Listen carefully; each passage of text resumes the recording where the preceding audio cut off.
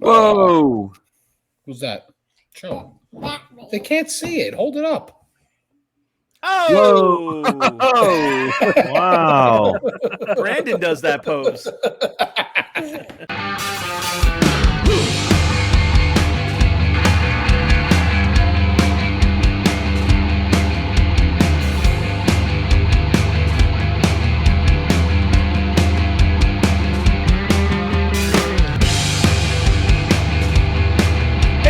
Welcome to another episode of 5 Idiots Talking Toys. It's Sunday night, and that means another episode of our Collectors Podcast. I'm Shane. Thanks very much for joining us. We appreciate it.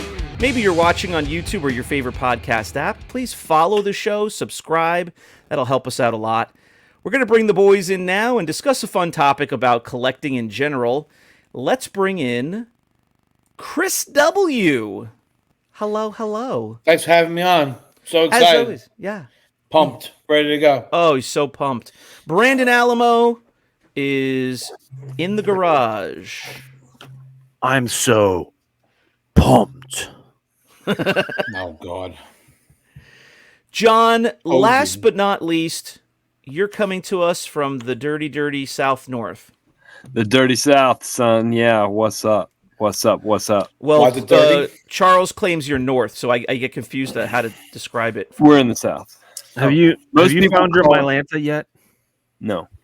Okay. Still looking. Most people call us the dirty South, or like was it the deep South? People say deep South. In the deep South of Ringgold. We're in Northwest Georgia, near Chattanooga, Tennessee. Not the deep South. Yeah, John is the most north of the people on this show, from what Charles says. So, we get confused because we call it the dirty, and that's not you. You're north, apparently. Well, I believe Charles also says that Seattle's a state, so, you know.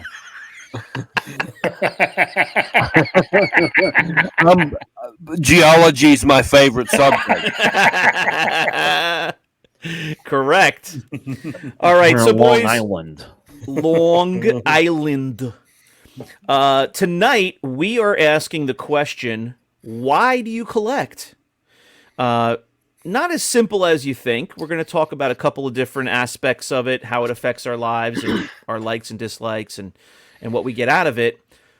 Chris, you had this thought. Well, go ahead. What were you going to? I don't want to cut you off here because this is not part of the episode, but we already did an episode called "Why Do We Collect?" Why we collect? Right. Yes.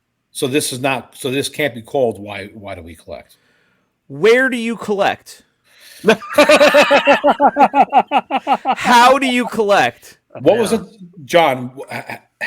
How did I word it originally? Who do you collect? Who do you collect? Let me find it again. It's scrolled. Let's see. This is all going in the episode, by the way. So part of the episode. Let's see. If this What do we want from collecting toys? What do we want? Thank you. Yes, Right. it's a big difference. Kids collect to engage their senses, spark imagination, and encourages them to act with others. What do grown men actually get from collecting toys? All right, say that again, slower. Oh, geez, and I into gotta the find microphone. it again. I gotta find it again. Kids have imagination, and the grown men. How do they grown men do it?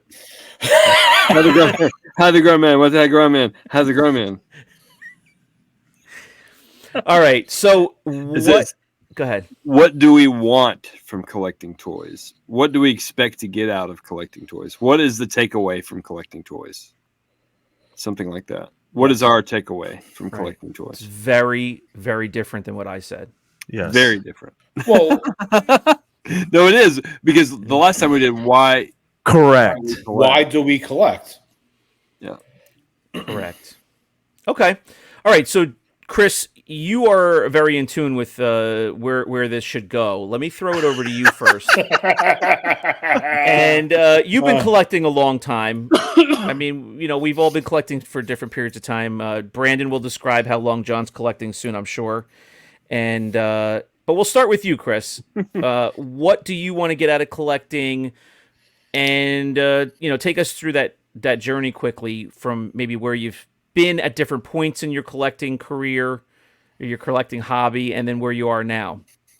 I mean, I think when I collected as a kid, it was definitely to, help spark my imagination and had fun playing with toys and definitely interacting with other kids and interacting scenes and stuff like that. So that was definitely helpful and useful when you're a kid. But now that you're a grown man, does that really does that still really apply to a grown man collecting? Are you having your neighbor from down the block come over with his Millennium Falcon, zooming around in the basement, and you guys are playing together? Are you guys really sparking imaginations of scenes? And no, you're not. I think now people are just doing it probably out of boredom. They say people are bored. It gives them something to do. Well, I don't know about the rest of you, but John said in a recent episode that his buddies Kip and Milo came over with their Millennium Falcons, and they had quite a battle around the pizza oven in the backyard. So, every grown man's different. They were chasing after one another.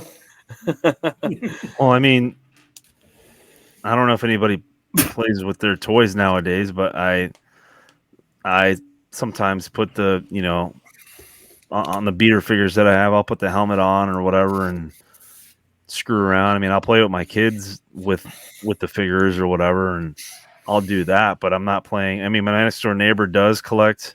He does mainly Lego, but I've given him a couple, Star Wars vintage figures, and we don't sit there and do that kind of stuff. I mean, we drink and work on cars together, but we don't play with our Star Wars toys. But for me personally, why I collect is because it's aesthetically pleasing. It gives me an outlet of something to look at and something to see the craftsmanship of how these figures were made, and just, I don't know, the different variants, or something that keeps me going as well, because there's just, different things to look at. But that's why I collect, because it's just, I'm bored and it gives me something to do, and I actually like seeing the stuff, on display or whatnot. It's mainly when I go to stores and I see it all on display, I'm like, wow, it's pretty cool looking. So you admit that part of it is because you're bored.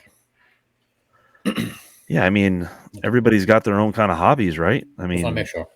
Yeah. I mean, are you not bored?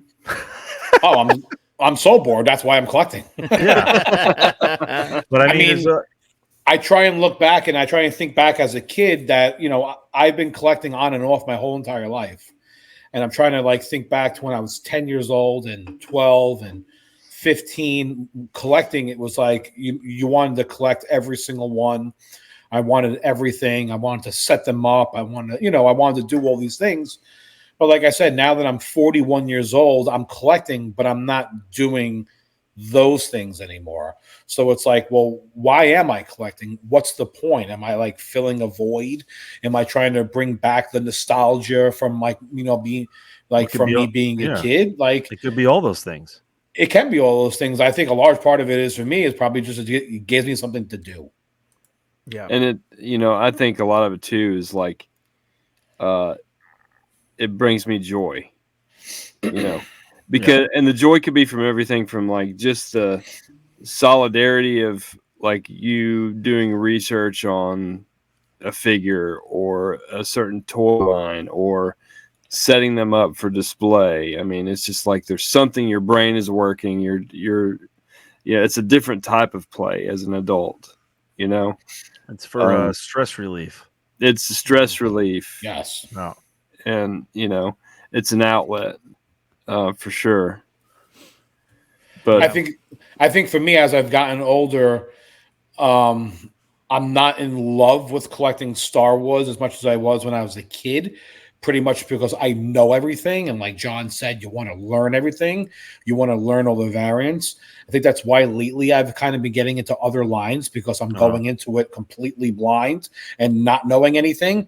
And now I'm taking in all this information and I'm learning all this stuff. And I'm just like, oh, I didn't know this. I didn't know that. And it's keeping me occupied. I'm like, oh, I can get a variant of this and a variant of that. When it comes to Star Wars, I already know all that stuff. Mm-hmm. I'm already past that point. I love looking at all of it, like the card, just like the cardboard and the Cardback art. artwork.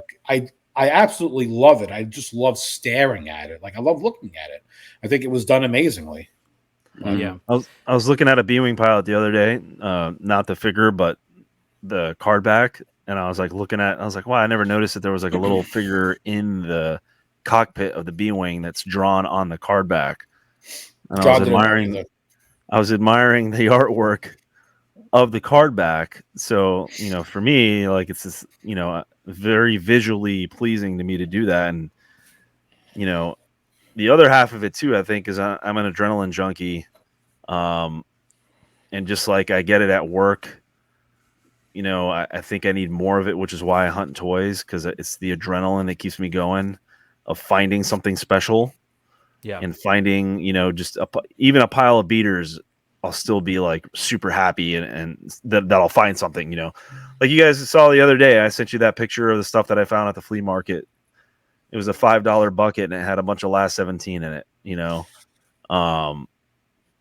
stuff like that's what keeps me going, and it's just the adrenaline, that rush that I get from finding these toys. And then the other half is displaying them and getting that stress relief of looking at them and just seeing, something cool that I used to play with as a kid. And now I can display them. I don't play with them anymore, obviously, because that's, I don't have time for that, but that's weird. That's really weird. No vintage left behind. Yeah. Those are my two things. Like, I like to hunt because it's the high that I get off hunting and finding stuff, and then displaying it gives me that nostalgic thing of playing with them as a kid. But then I get to look at them and admire the pieces of art that they really are, especially the card back and the box art. Yeah. So, John, well, I want to ask John real quick, Chris. Hold that thought, John. What face is on the figure on the card back?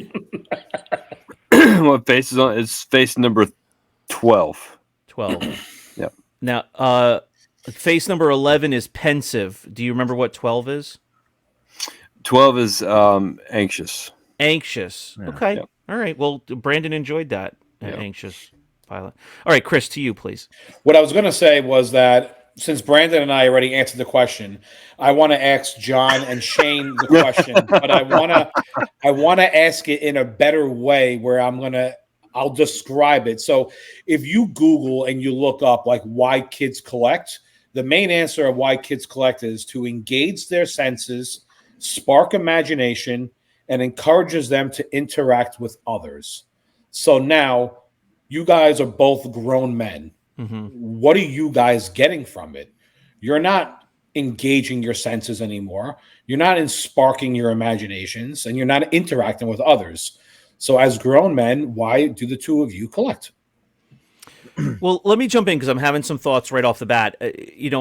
As an artist, and to speak to, I think what Brandon called it, I really do look at them as, pieces of art in a way, and I really do enjoy looking at the sculpts of the figures, the paint treatment of the figures, the differences of the figures from different factories.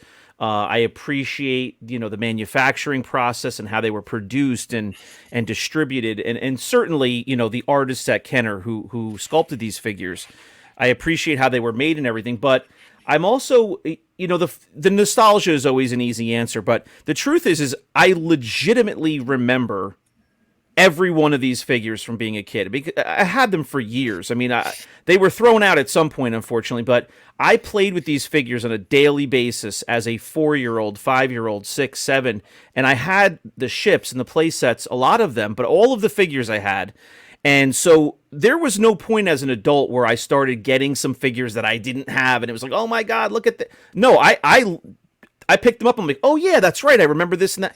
Like, I just remembered them. And so that was special to me because it was a great memory having those figures, creating, using my imagination, even when I was playing by myself with, just whatever was in the backyard, rocks and sticks and trees and stuff, and had all the figures spread out. So I really do enjoy looking at those and bringing up a happy childhood memory. Not all memories are happy, but that was a fun one for me. And, of course, another easy answer is introducing my kids to those. Those figures are, 40, 45 years old plus, but they're still so relevant. My kids love these movies. So when they see a 42-year-old, Luke Skywalker, it's not old to them. They only know it's old because I say that, but to them, this is the figure. They don't care about the modern figures. What we have in the house is, some modern figures, but they really enjoy the figures, and to see them enjoy that. The last thing I'll say for now is, all these years that I've been talking to you guys, and the years that I've been collecting whatever version of Star Wars, really they've been in here. They've been in my office. You see them behind me. I also have bins of beaters and stuff. My kids are welcome to come in here and dump a bin out and play whenever. And I've always just enjoyed watching them. And then, it occurred to me the other night, I'm talking 3 nights ago, my son is 6.5. And finally he says to me, "Dad, can we play a game?" And I said, "Well, what do you want to play?" And he's, to my surprise, he says Star Wars. And I go, "Do you mean like the Lego on the video game? Or like, what do you mean?" And, "No, I want to get the figures out." And so I said, I can't believe I've never gotten down on the floor with him and not just look at them, but actually play. We set up a whole army on one side, all the good guys, all the dark side on the other side. We had a battle that lasted probably 35 minutes. And he had the best time of his life. And he's done that with his sister, but I felt bad even, going into it. Because I can't believe I never got down on my hands and knees and really acted like I was every figure. And then he wanted to do it again tonight, 2 nights later. And I said, how dare I say no? At some point I'm not going to have time, but I got the time. So it was super enjoyable to basically at 45 years old reenact what I did 40 years ago with my son. But did you tell him not tonight because I have the podcast? Yeah. No, it was tonight. I said we're gonna get to bed on time, but we've got time. Eat your dinner, and we're gonna battle. So that's why Shane was late to the podcast. Yeah. And my daughter, is 9. She saw it. She was finishing her dinner. She came over. She goes, "Can I join?" And my son was like, "Sure." And so she had just as much fun at 9, battling with modern. We had modern ships, and we had all the little what are those little guys called? Ewoks. The play school ones. Jawas. The heroes, Galaxy Heroes. Oh yeah, with the big hands and feet. Yeah, we had a bunch of those. We had the vintage figures. We had Power of the Force 2 ships. We had, it was great. It was awesome. We had the Hoth play set. It was awesome. So your answer is basically it was bringing joy to you to see how much fun they had. Yeah, and I do enjoy looking at them. But if I had to give you one answer, my number one answer is I love the hunt and being patient and finding the right deal. I love the actual the buying and selling. I also love doing the lives. I love the buying and selling of it more than I even like opening the boxes, as you guys can tell. So because you're a very social person, so that you get you get it off that. And I would argue that you get so the last thing that Chris said, what was it? The social interaction part? Mm-hmm. Yes, with other kids. Mm-hmm. With other kids, I think now we get that with other adults because we talk about this stuff constantly. Chris, does it for his main business, and the rest of us do it as selling for hobby stuff. But the interactions that we get with each other on a daily basis, not always about Star Wars, but I think going to these shows and the interactions, and it's you always find the nerds in the group, that like talking about this stuff, and there's always people, I could sit here and talk toys with people for hours and hours and hours. The shop that I go to, I talk to those guys for hours and hours and hours about this stupid plastic garbage that we all play with. Isn't it like an oxymoron, us calling other people nerds? No, we're all included in that. Yeah. But with John, I would think John owns a store and he gets human interaction with people that walk in and out, and they're asking questions about this stuff. Right. And that's probably why he does it, because he probably gets a high off all the people that walk in going, "Do you have a Luke Skywalker?"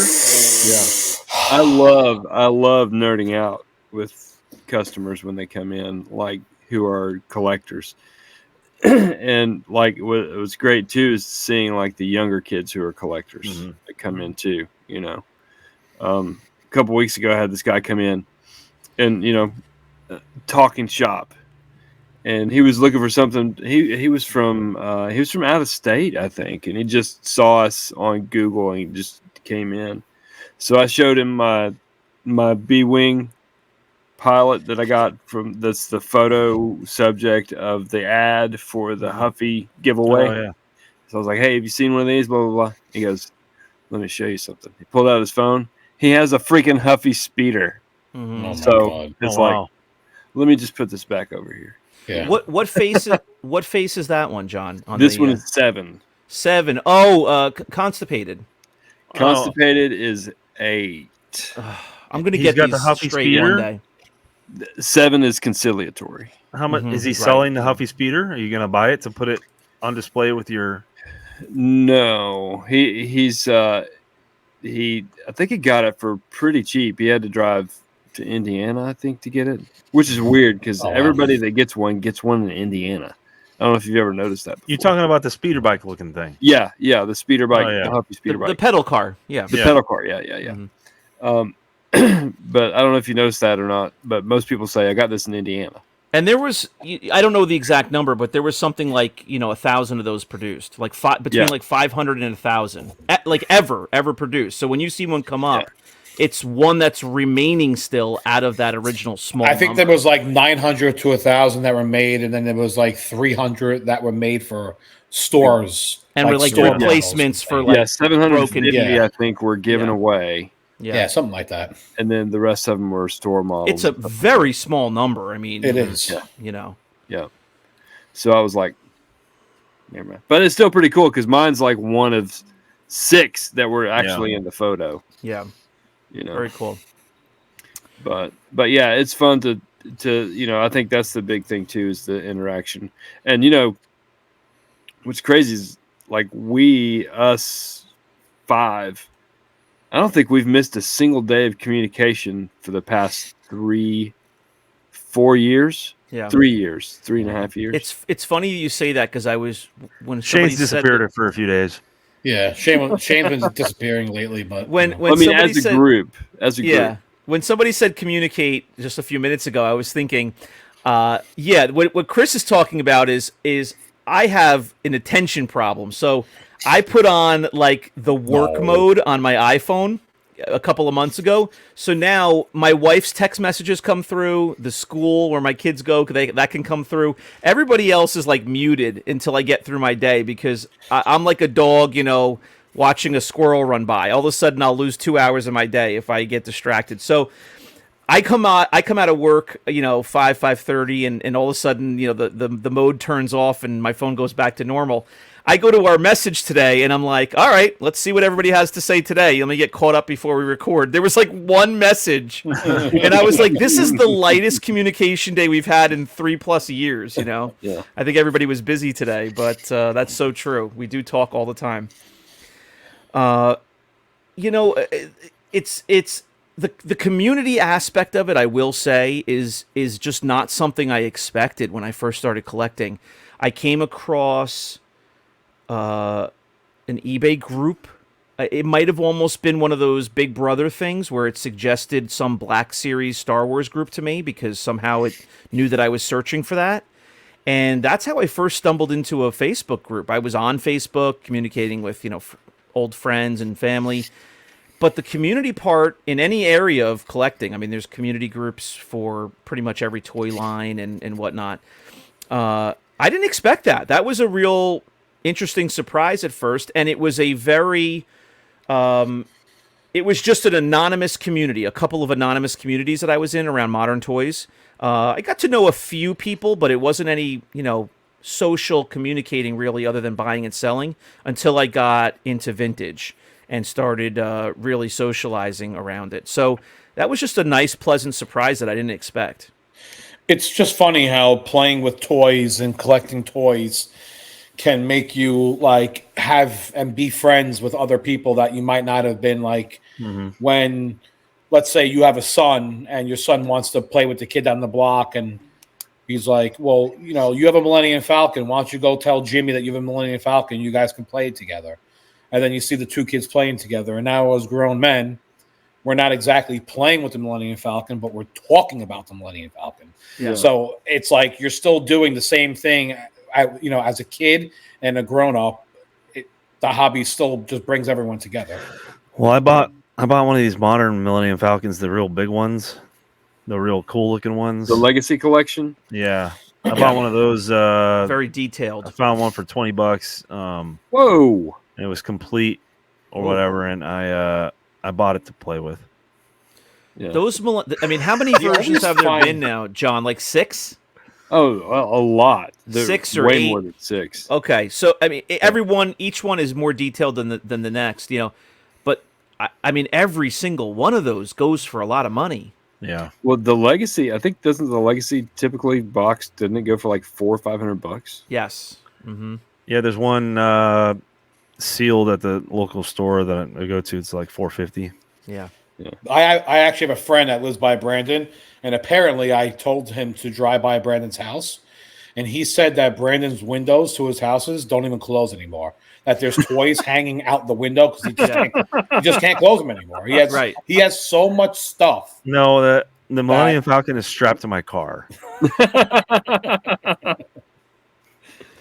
Yeah. Uh, Well, to another thought I have to piggyback on my story. You know what's fun is when I got down there with my son the last couple of nights and played, I realized I'm playing Star Wars with a 6-year-old. So he's just spouting like nonsensical things from the movie that make no sense, to an adult looking at a certain figure or whatever. So I was just like, oh, let me just kind of glom onto that. So I just start shouting random phrases like, oh, now I'm using my torpedo and it's surrounded by kyber crystals and you can't get through my defenses, and just shouting out random stuff. He thought it was the greatest thing ever. None of it makes sense, but you just say Star Wars words and he thinks it's the greatest. Yeah, it was fun, I have to say. So we had a good time. Charles is not here with us. Maybe we'll have to at some point, hear some of his thoughts on kind of what he's gotten out of the hobby and what it's meant to him and what things he focuses on. But we've got this podcast that's come out of this whole ordeal. All of us kind of joined into the community at maybe different points and with different knowledge bases, but it really is fun to learn new things. It's fun to share that information, whether it be via this podcast or Rogue 5 Toys, our sales page where we interact with people. Anything else you guys can think of that maybe was unexpected that came out of this hobby for you? I might speak a little bit for Charles here, since our lines of work are somewhat similar with what we do. And I know for me in particular, that one of the other reasons that I told you guys, it was stress relief. But a lot of times there's, my job is not the most pleasing. Sometimes some of the stuff that we do is not, the best. I see some of the gruesome side of things, unfortunately. Mm-hmm. And just like Charles does as well, it's not all about chasing a cat that's up a tree. But there's some stuff that we see, that we see or that we might do throughout the day or whatever that's not, doesn't sit well with us. So I know me in particular, it's my getaway. Collecting toys is my getaway away from that stuff that is not the best. So I try to immerse myself as much as possible with non-work related stuff, whether it be family or collecting toys or hunting for toys and stuff like that, because it just takes me away from the day-to-day and the just some of the weird and the the not so good things that we do for a living. So sparking imagination can still be considered for a grown man. Oh yeah, I mean, anything to take you away from your current situation. I mean, everybody has a separate thing. A lot of people's home life might not be that great, so they immerse themselves into some sort of things that allow for them to get away, and that's how they survive. By not being around the stuff that bothers you so much. So now I know John Rula has said this before in the past, which is why I don't mind bringing this up, because he talks about it all the time. But, John used to have a drinking problem. He was an alcoholic. And what helped him get over it was when he started collecting Star Wars. Mm-hmm. He kind of just immersed himself into the hobby. And now he has a Star Wars problem. Well, he has a acrylic problem. My wife will say the same thing. She sits there every day, and I'm like, sometimes she'll get mad and like, oh, it's all about the toys. You're always toys this, toys that. And then she'll sneak off, and then she'll be like, Well, it could be worse. You could be into drugs. You could be into gambling. You could be into Exactly. you could be into a lot of bad things. Fornication. Yeah. Women, men, whatever. Whatever your fancy is. You could be into a lot of those things, and you're not. You're into collecting toys. So it's like, because she's like, yeah, you could be easily just gambling all your money away, or Listen, drugs or whatever. They don't really care that we're collecting toys. It's the realization for them that hits them that they married a nerd and they didn't realize. Yes. Like they don't care that we have toys in the end of the day. It's the depression and the shame that comes with knowing that you didn't marry the high school quarterback. You married the nerd who collects toys. I honestly believe my wife doesn't care that I collect toys. I honestly think she's jealous that I have a hobby that I enjoy and that I love and that she doesn't. Because like at the end of the day, I can step out of my life and come down here and I can look at my toys and I can, even when I'm selling toys, I have such joy selling toys because I'm still holding everything in my hand. I'm taking pictures, I'm setting things up and I'm doing listings and I still enjoy it. It's like, I get the enjoyment of having the item, but I don't have to keep it in the house to take up space. So it's fantastic. I still get to sell it. Right. What you're saying falls exactly into what one of my main, reasons of enjoying this is, and not that I'm a big seller and I'm not even a big buyer, but the hunt and the buying and the selling and the communicating with people and the, getting one thing and then eventually upgrading it to a nicer version and selling that. Like I enjoy all of that goes with it. And you can't even sum it up into, a descriptive phrase. I don't know what that amounts to, but just the transaction, the communication, the hunt, the seeing the different versions in person and then passing them along. I love all of that.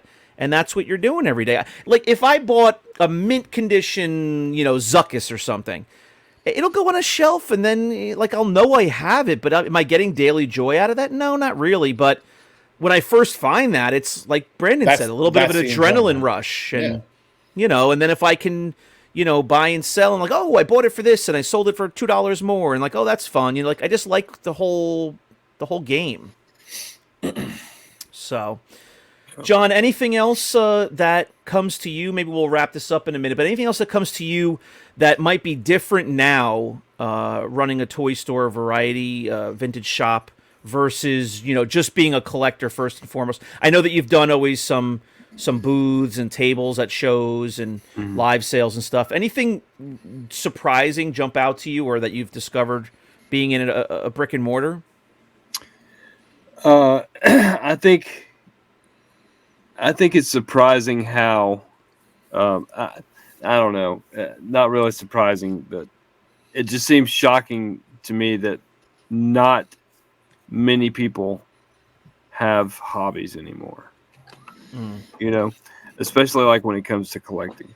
Even you go to these toy store, these conventions and stuff, and you see everybody's there of a like mind, right?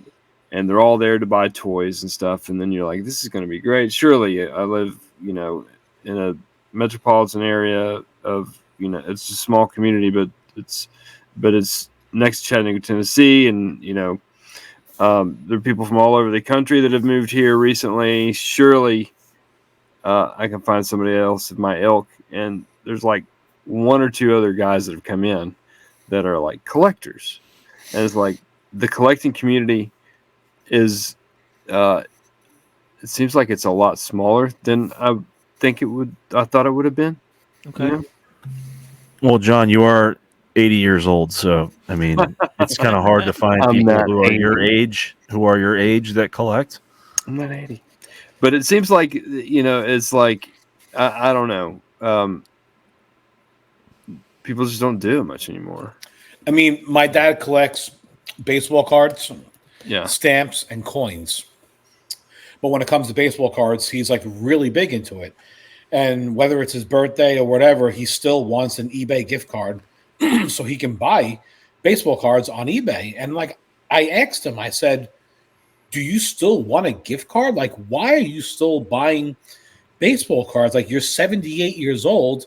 I looked at him. I'm like, why do you still buy them? And he just, and honestly, he just said, "What else am I going to do?" He's like, "What else am I doing?" He's 70 something years old and he's collecting rookie cards of 16 and 17-year-olds. Yeah, It's weird. It sounds weird when you put it that way, but baseball is like, knows no age. Like if you're a baseball, I'm such a baseball fan. It's my favorite sport, and it's my favorite sport by far, like a head and shoulders. I'm just never gonna, I just love it. I love seeing, and now it's a really weird, different perspective seeing these young kids come up. Whereas, I grew up and Derek Jeter was like 4 years older than me. Like that's who I grew up with. Like he was just old enough, older than me to be like not somebody my age. Like look at that guy, and I remember when he was a rookie, and I was just younger. And now you see these young guys. I get it.